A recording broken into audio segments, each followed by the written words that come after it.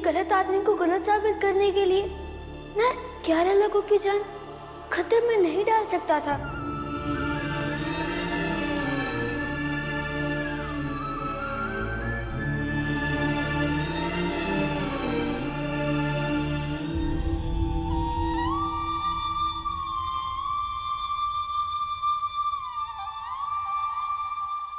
एक गुनहगार बच जाए तो बच जाए, लेकिन किसी बेगुनाह के साथ कभी भी बुरा नहीं होना चाहिए।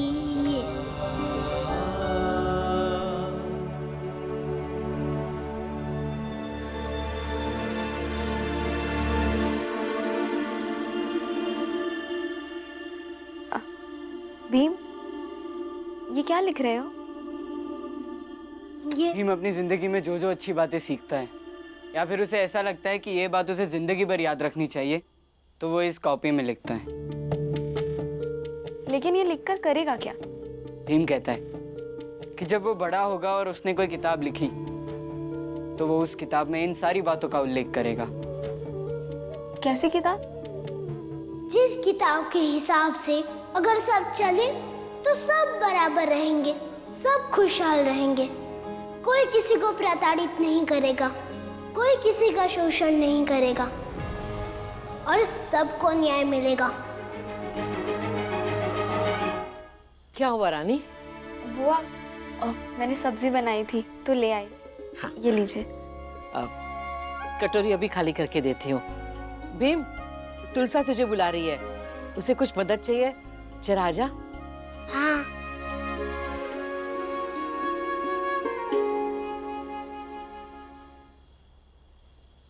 रानी जी, आपको बाजा बजाना सीखना है ना? हाँ, कब सिखाओगे? कल तालाब के पास मेरा इंतजार कीजिएगा, मैं आम लेकर आऊंगा। ठीक है।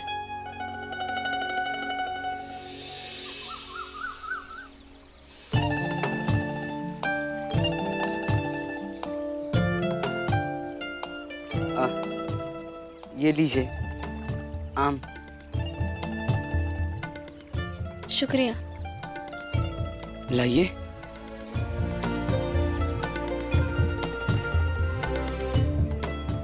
आप यहाँ पर बैठकर आम खाइए और गौर से देखिए कि बाजा कैसे बजाया जाता है। ठीक है। देखिए, 4 गिनती होती है, 1 2 3 4, आगे पीछे घुमाना, आगे घुमाना।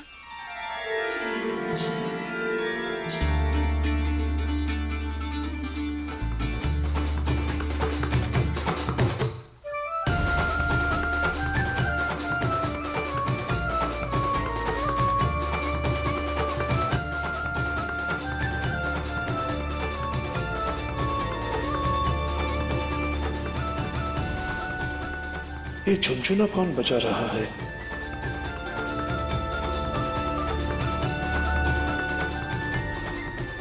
तीन तीन तीन, 3 2 3 2।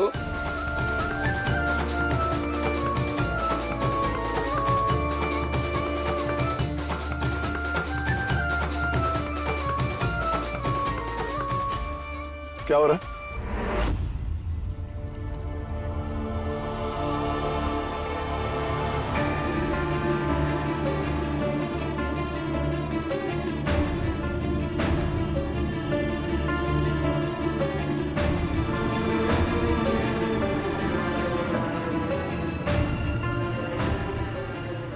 आप कोशिश करेंगे तो वो जरूर बच जाएगी। अब कोशिश करिए ना, बचा लीजिए उसे। रानी एक उच्च कुल की विधवा है, उसके लिए अपनी सीमाओं से बाहर जाकर सोचना तुम्हारे लिए अच्छा नहीं है। कोई बताएगा मुझे? काका, बाला मुझे झुनझुना बजाना सिखा रहा था। मैंने सोचा पति के साथ मैं भी कुछ काम कर लूँगी तो थोड़े और पैसे आ जाएंगे, और बाला के साथ झुनझुना बजाने के लिए भी चली जाऊँगी तो पति को थोड़ी मदद भी हो जाएगी। तो ये बात तुमने अपने पति से पूछी थी? नहीं, उनसे तो नहीं पूछा था। तो पूछनी चाहिए था ना। पति पत्नी के रिश्ते में कोई भी बात छिपानी नहीं चाहिए। आप सही कह रहे हैं बाला, आज जाकर अपने पति से पूछ लूंगी, फिर सीखेंगे। रानी, तुम घर जाओ, मुझे बालक को लेकर बाजार जाना है। ठीक है। अब तुम्हें भी तो कैरी पसंद है ना? तुमने खाया ही नहीं।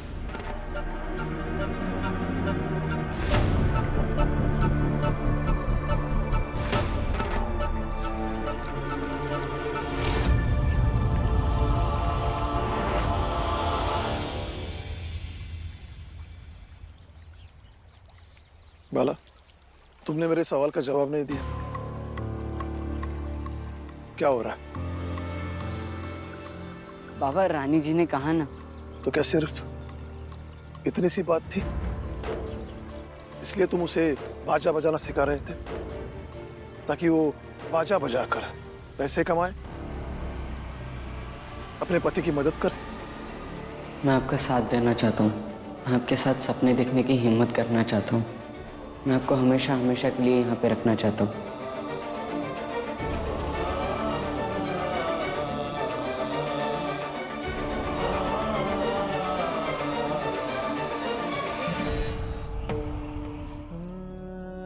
बाला, मैं तुमसे कुछ पूछ रहा हूं। क्या सिर्फ इतनी सी बात थी? हाँ बाबा, और क्या बात होगी? मैं तुम्हारा बाप हूं, तुम्हें अच्छी तरह से जानता भी हूं और पहचानता भी। पहले भी मैंने तुम्हें समझाया था, अब भी समझा रहा हूं। बाबा, ऐसी कोई बात नहीं है, विश्वास कीजिए। जैसा आप समझ रहे वैसा कुछ नहीं है। ना हो तो ही अच्छा है।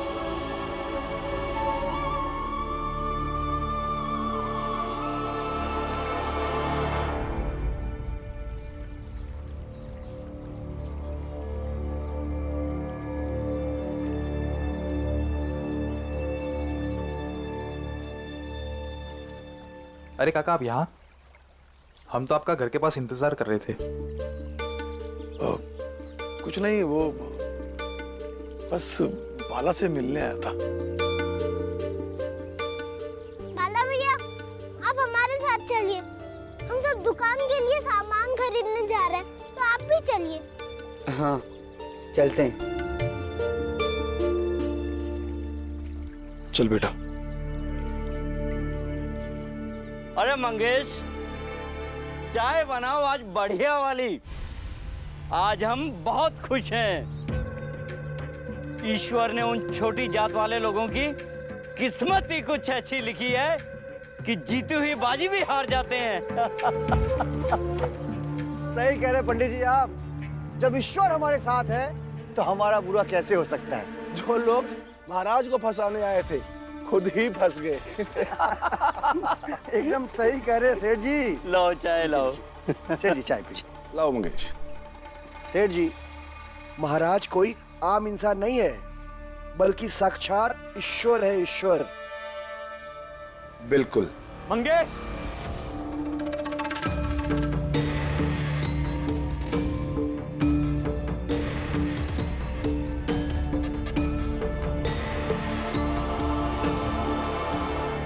दो महीने दिए थे तुझे पैसे लेकर जमीन खाली करने के लिए, लेकिन तूने नहीं किया।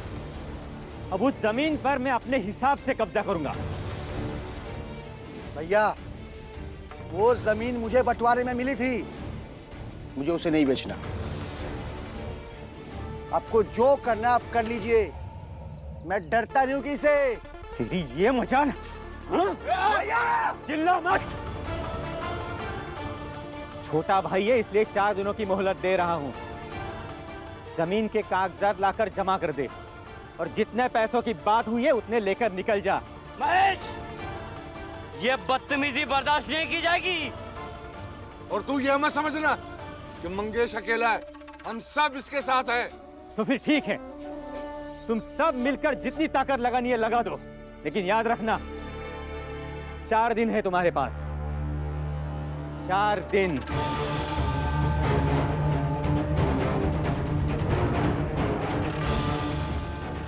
मंगेश, घबराओ मत, कोई ना कोई रास्ता निकाल ही लेंगे। नहीं सेठ जी, इसका समाधान चाहिए। पंडित जी, महाराज के पास चलते हैं, वो इसका कोई ना कोई कारगर उपाय निकाल ही देंगे। चलिए चलिए पंडित जी। कुछ तू दुकान से मैं अभी आया।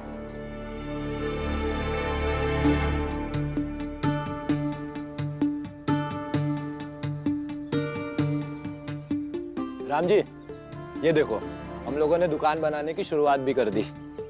अच्छी बात है, मैं सब सामान भी लेकर आया हूँ। हाँ। आनंद भैया, बाबा मैं देखता हूँ। रानी,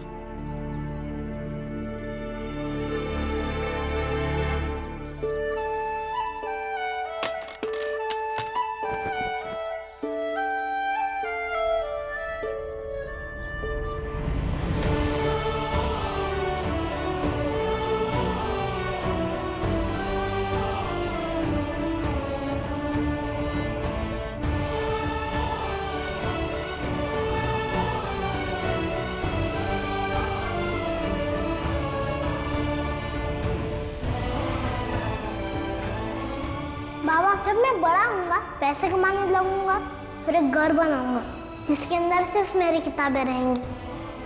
भीम, तू परीक्षा में पास नहीं हुआ बल्कि प्रथम आया है।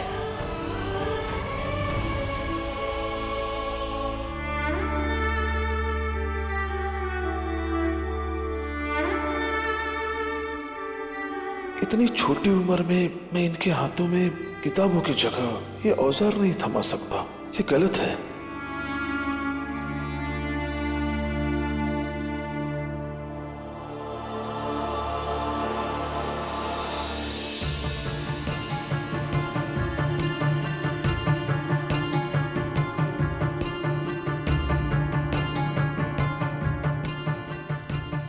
तुम दोनों मुझे वचन दो, इस दुकान में कभी नहीं आओगे।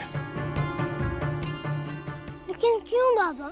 इसलिए क्योंकि तुम्हें पढ़ना है, बहुत पढ़ना है, और जो भी काम होगा हम लोग कर लेंगे। और मैं नहीं चाहता कि मेरे बच्चे पढ़ाई छोड़कर हमारे काम धंधे में शामिल हो जाए।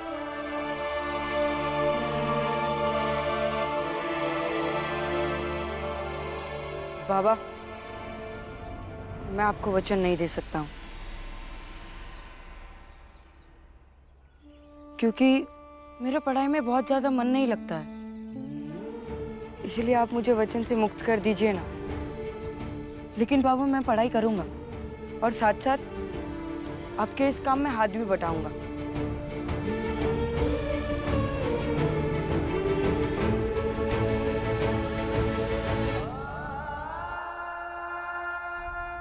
लेकिन मैं आपको वचन देता हूँ बाबा, मैं पढ़ाई करूंगा,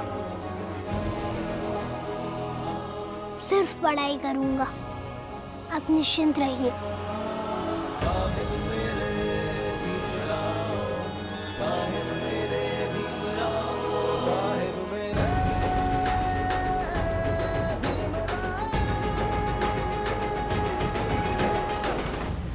महाराज, महाराज, क्या हुआ?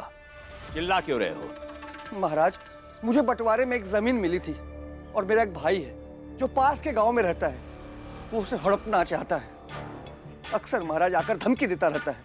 आज भी आया था और धमकी देकर गया है कि 4 दिनों के अंदर अगर मैंने वो जमीन उसे नहीं सौंपी तो उसे जबरन हड़प लेगा।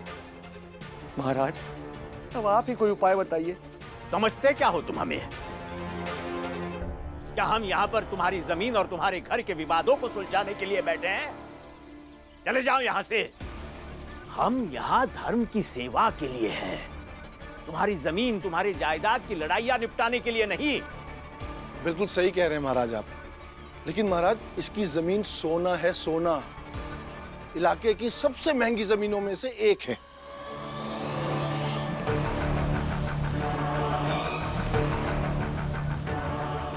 महाराज उसी जमीन के भरोसे तो अपनी बेटी की शादी करने की सोच रहा है। हाँ महाराज, अगर मेरे भाई ने वो जमीन हड़प लिया तो अनर्थ हो जाएगा महाराज, अनर्थ हो जाएगा। मैं अपनी बेटी की शादी कैसे करूंगा महाराज? महंगी जमीन है तो उस जमीन से तुम्हारी बेटी का भाग्य जुड़ा है। हम तुम्हारी मदद अवश्य करेंगे। अब तुम सब जाओ यहां से, बाकी सब कुछ हम संभाल लेंगे। बहुत मेहरबानी महाराज, बहुत बहुत मेहरबानी। धन्यवाद महाराज। अगर वो जमीन सोने जैसी है तो फिर उस जमीन पर हमारा आश्रम बनना चाहिए।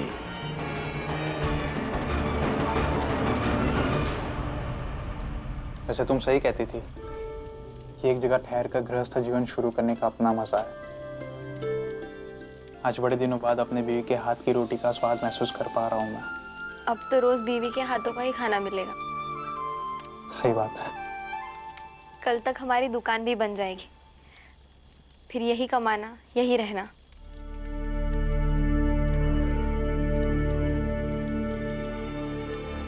हाँ, यही तो दिक्कत है। अब हमें वो काम करना पड़ेगा जिसके बारे में हमने कभी अपने सपने में भी नहीं सोचा था। लेकिन क्या करें, तुमसे प्रेम किया है तो सब करना पड़ेगा। या जो भी हो, लेकिन एक अच्छा इंसान बनकर जीने के लिए तो मिल रहा है ना। नहीं तो हमें क्या क्या नहीं करना पड़ रहा था। खाने के लिए मंदिरों में जाकर भीख से लेकर चोरी तक। यहाँ कम से कम 2 पैसे कमा कर खाएंगे तो मन में कोई मैल, कोई पाप नहीं रहेगा।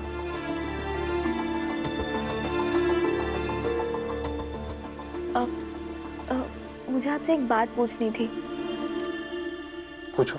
मैं सोच रही थी कि बाला से बाजा बजाना सीख लूं, तो थोड़े पैसे भी कमा लूंगी और घर चलाने के लिए थोड़ी आसानी भी हो जाएगी। मैं नाकारा हो गया हूँ, निकम्मा हो कि तुम काम करोगी। सुनिए ना, मैं बस सोच रही थी कि मिलकर काम करेंगे तो आपको मदद हो जाएगी। छोटी जाति के साथ रहते रहते तुम्हारी सोच भी वैसी हो गई है। अरे भगवान का दिया हुआ दंड भुगत रहे, जो ऊंची जात का होकर भी इन लोगों के साथ रहना पड़ रहा है। लेकिन इसका मतलब ये तो नहीं कि हम बिल्कुल ही अपने संस्कार भूलकर इनकी तरह बन जाए।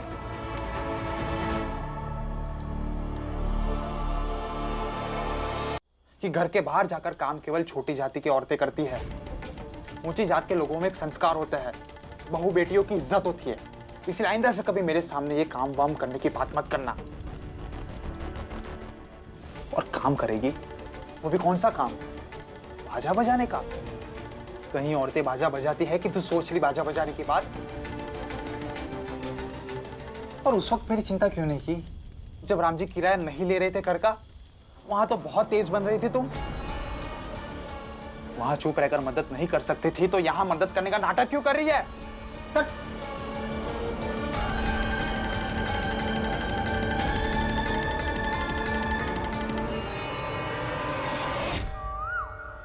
वैसे राम जी, मैं सोच रहा हूँ कि दुकान का उद्घाटन आज ही कर देते हैं, क्योंकि हम लोगों की दुकान खोलने की बात ना पूरे गांव में फैल गई है। पुरंजन काका सही कह रहे हैं। अभी मेरे झोपड़ी के पीछे 2 लोग बात भी कर रहे थे। देखा? हाँ हाँ भैया, ये तो बहुत ही अच्छी बात है। आज ही उद्घाटन कर देते हैं। हाँ, नेक काम में देरी नहीं होनी चाहिए। संदेश, मुझे ऐसा लगता है कि दुकान का वही खाता तुम संभालो।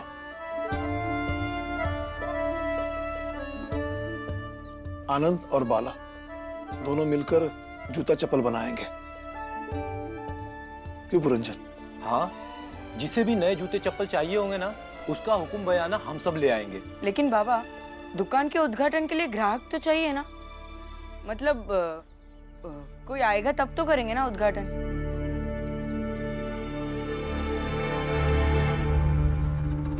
अब वो दिन दूर नहीं जब सातारा में कण कण पर हमारा नाम होगा। भीमराव, तुम्हारे और तुम्हारे परिवार का कदम कदम पर सिर्फ विनाश होगा।